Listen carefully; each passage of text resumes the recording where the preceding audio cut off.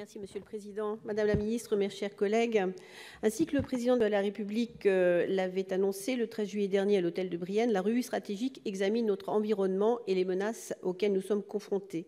Elle s'inscrit d'ailleurs très naturellement dans le sillage du livre blanc de la défense et de la sécurité nationale de 2013. On y retrouve la même volonté de jeter un regard lucide et sans concession, pour reprendre vos mots, sur un contexte en dégradation rapide et durable, tout en affirmant notre ambition de maintenir notre autonomie stratégique.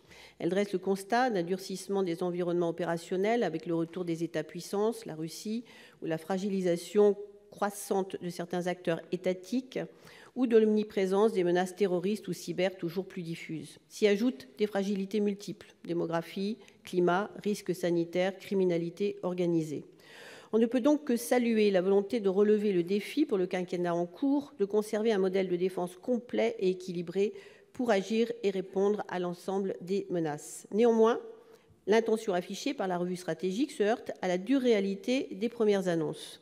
En effet, comme l'a rappelé le président Cambon, outre la coupe budgétaire de juillet dernier qui a affecté les armées à hauteur de 850 millions d'euros, l'intégration au budget de la défense des mesures de recyclage budgétaire des OPEX qui dépassent les 200 millions par an, le financement des mesures non prises en compte dans la loi de programmation militaire actuelle qui ont été décidées en 2016, 996 millions, auxquels s'ajoutent les coûts à venir engendrés par le renouvellement des deux composantes de la dissuasion nucléaire qui ne doivent pas compromettre la poursuite d'autres programmes pour nos armées sur le terrain. Certes, l'orientation de notre budget de défense est à la hausse, plus 1,8 milliard d'euros pour 2018 et 1,7 milliard d'euros en 2019 et 2020. Cette hausse utile s'avère en réalité bien limitée.